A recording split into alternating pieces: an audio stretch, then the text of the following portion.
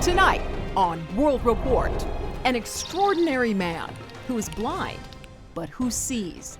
We don't think of ourselves as first and foremost blind people. We just are people who have a life to live. And what a life he leads. He wants all blind people to live as freely.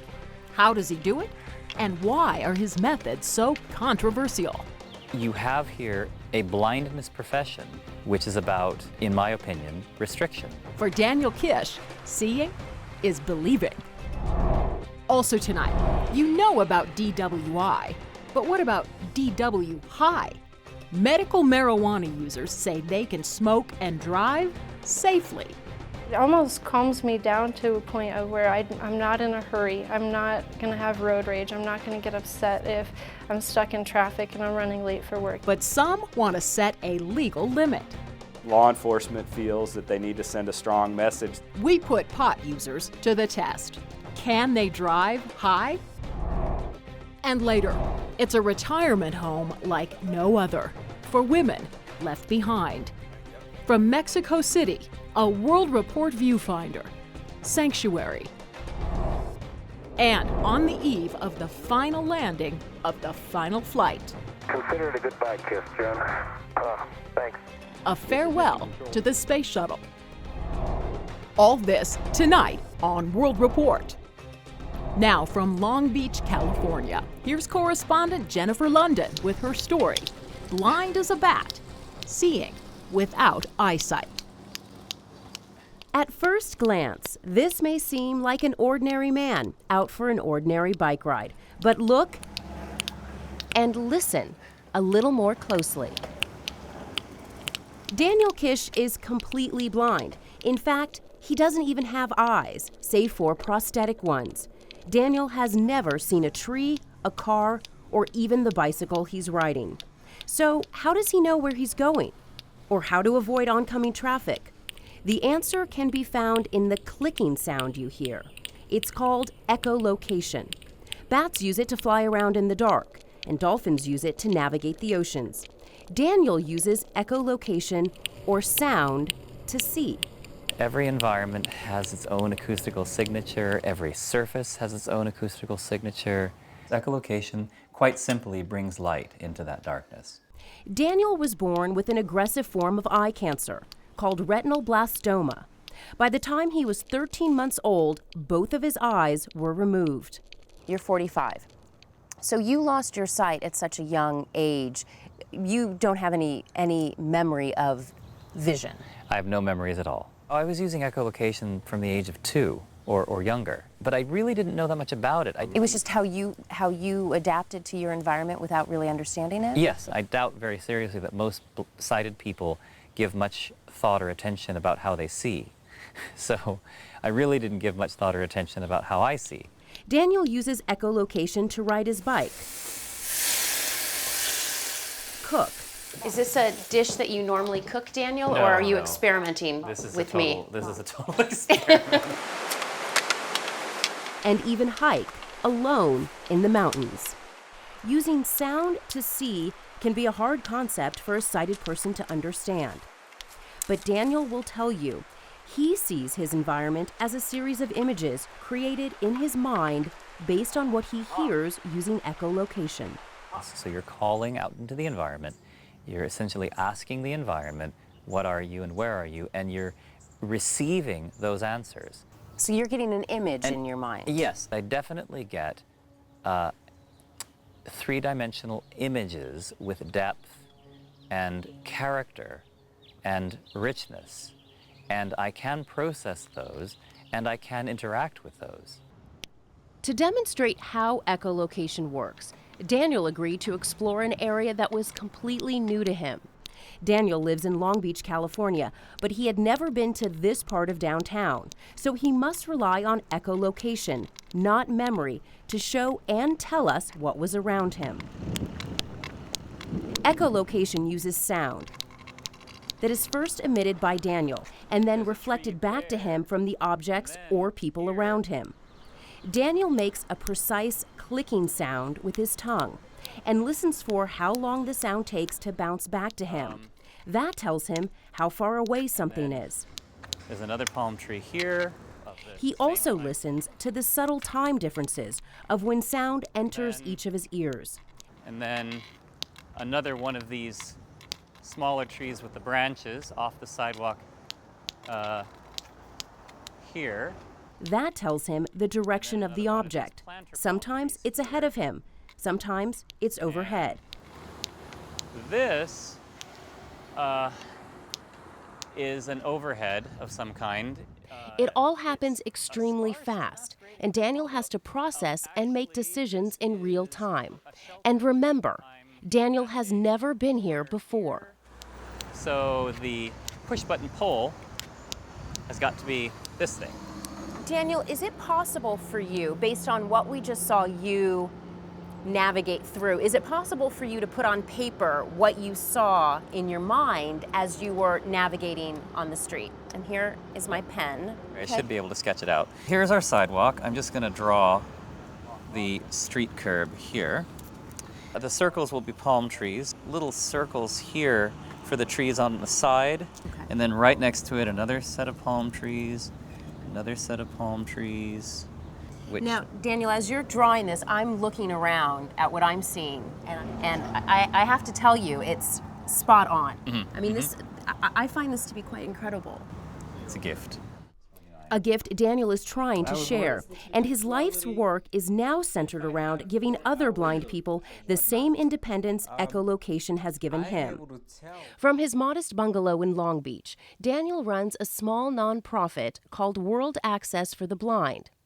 Since being established in 2000, World Access has been the lone voice preaching echolocation. In fact, in America, no major organization for the blind supports Daniel's mission. Still, he and a handful of teachers have worked with more than 5,000 students in 18 countries.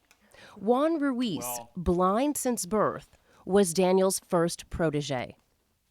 Echolocation has given me a lot of freedom, and I can imagine that it has given a lot more people freedom as well. I was able to become involved in activities that I typically would not have been able to unless I had known echolocation. When Juan was a young boy, Daniel taught him echolocation, and Juan got so good at it that he went on Italian TV to show that he could ride a bike through an obstacle course. Juan's successful ride set a world record and highlighted the promise of echolocation.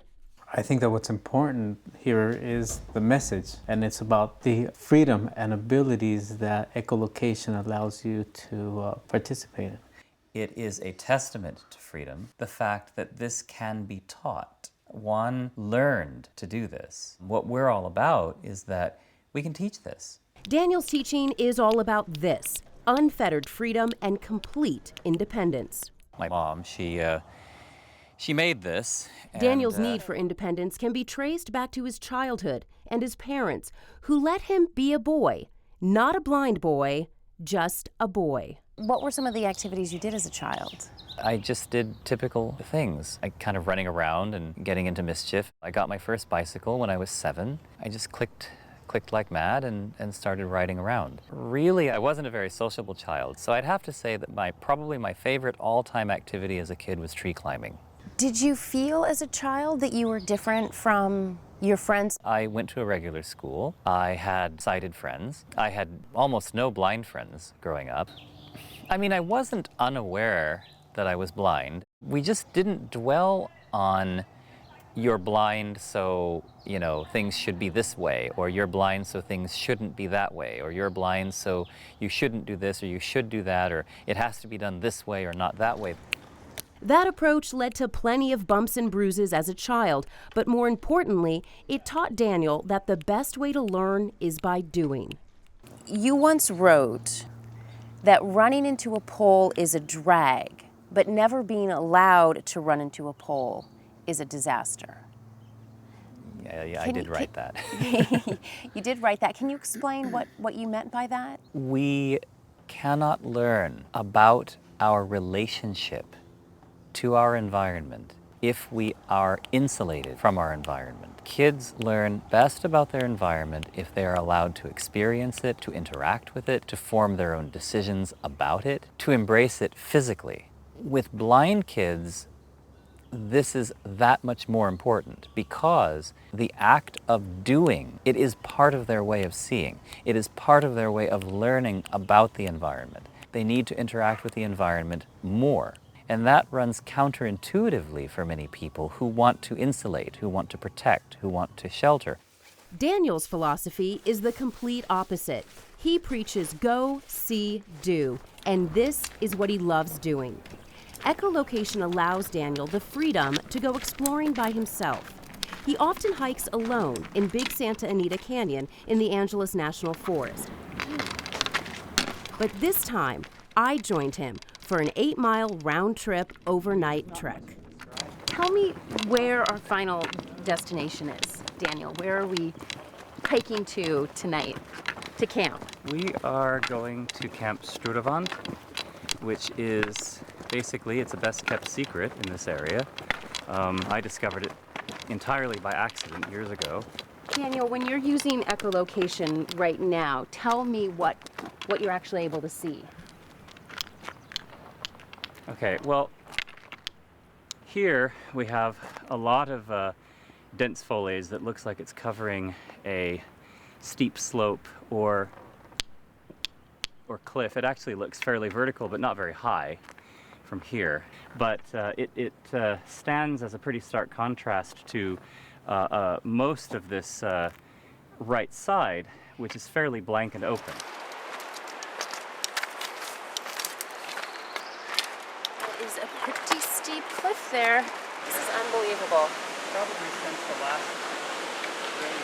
Watching Daniel navigate this very narrow ravine with all these rocks and a very steep cliff, and he just walks right on through like he can see as well as I can. It's amazing. I don't know about you, Daniel, but I feel a sense of accomplishment having made it to Camp Strudavant. Yeah, Camp Strudavant's a great place. Your navigation skills were so impressive, Daniel, because some of the areas that we were hiking along, we had steep cliffs, we had streams, we had rocks. The trail wasn't clear to me at all, and I was following you. Does self-doubt ever creep in, and do you ever doubt your ability to navigate a trail like this? I wouldn't say self-doubt, but certainly there are a lot of moments where you just go, and you wonder, and sometimes you just have to take a break and sit down and grab a snack. But no, I mean, self-doubt, that's a bit beyond where I generally go. And you mentioned to me that you love hiking, and you love hiking alone. Can you explain to me why?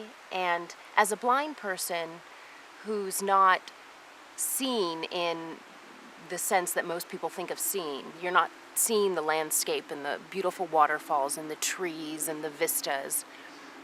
Why is hiking so important to you, and what do you get out of it?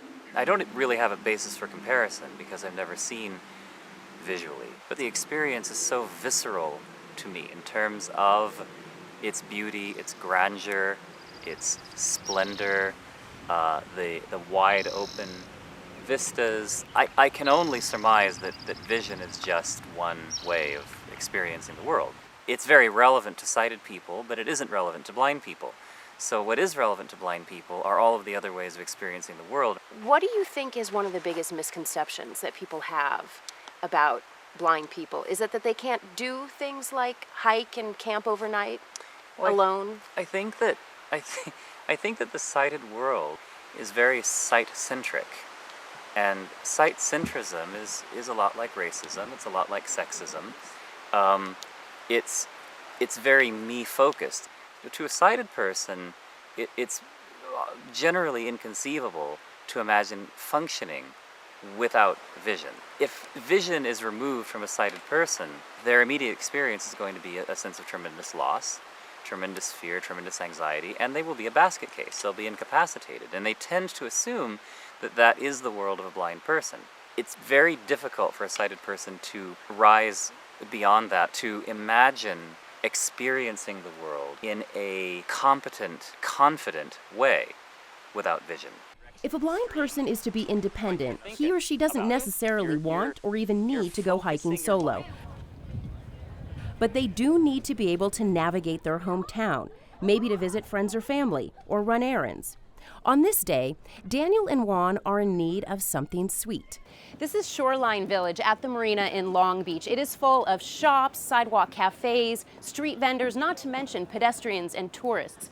Daniel was up to the challenge of meeting me at this candy shop, exploring a route that he and Juan have never taken before. To reach their destination, the pair must first locate the footbridge that will take them over a busy street. They must also find the staircase that leads to the promenade, which will eventually take them to the boardwalk, almost half a mile away.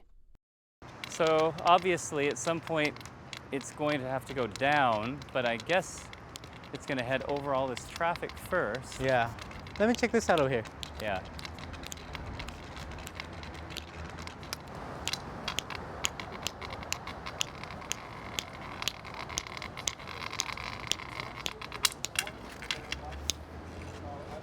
Juan, Yeah. there are stairs that go down here. Using echolocation clearly isn't easy, but it makes it possible for Daniel and Juan to make their way safely Those are ships, or they're... without the assistance of a sighted person or a guide dog. or a dock or something, you know. So I would say it's brick right area. to our right. here. I would too, but it's not. It doesn't seem like it. So we go further along this way. Does it smell chocolatey, Daniel? A sighted person who knew where they were going could have made it in 10 to 15 minutes. It took Daniel and Juan closer to 30. But if they didn't use echolocation and only relied on their canes, they never would have made it. 2 dark peanut butter cups. Yeah, I'm gonna take a frozen banana too. Is that scary for you to do something like that you've never done before? Or are you so confident in your echolocation abilities that you knew you were up for the challenge? Well, we don't really think of it that way. I mean, really, for us, it's just an outing. I mean, it's just like, you know, if we have it in mind to go for a bite or go for a treat or go for a visit somewhere, it's not like, oh, is this challenging? It's just that we do it. We go out and we do what we want to do. Yeah, so when people hear you two coming and they hear the clicking sound, They never... what kind of reaction or response do you get? People never respond to the clicking sound. No. It's just not a sound that people tend to hear or take note of. Because if a person is observant, they will observe that there is a certain strategy to the sound, and they'll observe that I'm scanning. Most people, like 99% of the people, in my experience at least, just don't really seem to notice at all. The clicking may go unnoticed, but Daniel gets plenty of attention, whether he's cruising around town or hiking in the wilderness. And he'll tell you that's because many people have preconceived ideas of what activities a blind person can and should participate in, and many simply can't believe what they're seeing. Daniel, given everything that you've talked about with echolocation and what I've been able to witness for myself, and what you've been able to do with students like Juan, why isn't echolocation more widely accepted? That was a big sigh. There are people who will watch this program that simply will not believe that what this program depicts is representative of what really happened, because it's too good to be true. There are other people who will look at that and kind of dismiss it by saying, that's just too far out there. We're just not really interested in that. Which brings us back to echolocation's naysayers. Oh, shit.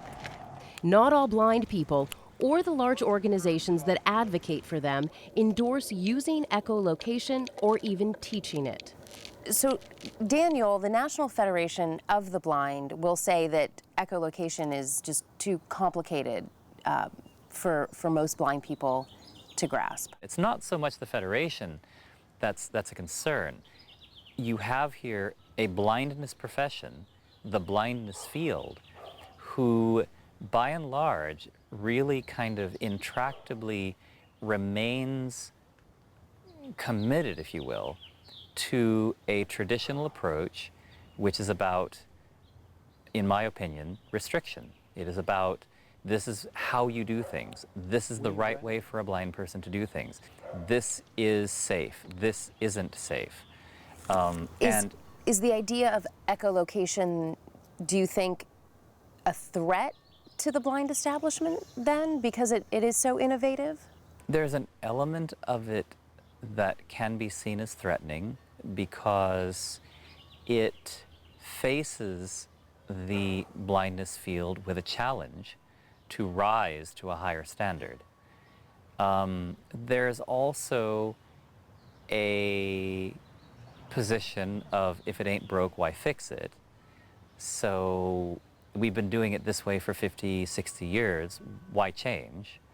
I mean, there's still a strong propensity to segregate blind individuals, or a strong propensity to attach a blind person to a sighted helper or a sighted assistant. Because if a blind person's if a blind person is brought under the supervision of a sighted person, then we don't need to worry about them too much. Daniel, one of the things that you've said to me repeatedly is that you didn't want it to be perceived as a big challenge and a big, oh my goodness, isn't this amazing that he's able to do that? And yet that's how people see it. But explain it to me how you see it from your perspective. What we often get from people is, well, they can do that, but they're special. You know, and that's great that they can do that, but that isn't really for most blind people, or that isn't really for my blind son, et cetera, et cetera. Really, for us, it's just a matter of daily life. We don't think of ourselves as first and foremost blind people. We just are people who have a life to live. I mean, the whole blindness thing really was not central at all to my thinking about how to proceed.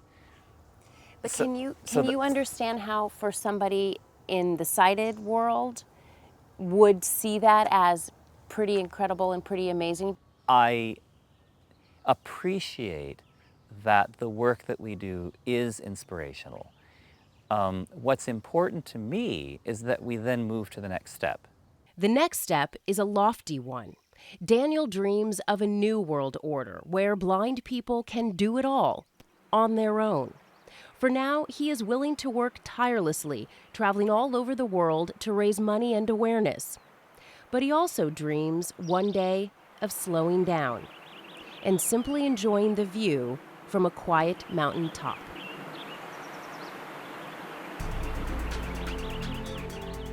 Coming up, a World Report viewfinder from Mexico City. My kids never knew that I was a prostitute. They thought that I was ironing or selling clothes. After a life on the streets, aging prostitutes find a refuge. Do the math. I started when I was 14 years old, and I am now 60. A retirement home that's the first of its kind. And just ahead, toking up and taking the wheel. It almost calms me down to a point of where I'm not in a hurry. I'm not going to have road rage. I'm not going to get upset if I'm stuck in traffic. Plenty of states are making pot legal, but who says when users are too high to drive? That's a difficult question to answer. Some activists want tough standards. Are they just being paranoid? Adjust the seat. Our own eye-opening experiment on driving while high. We'll be right back. But first, here's a World Report Index.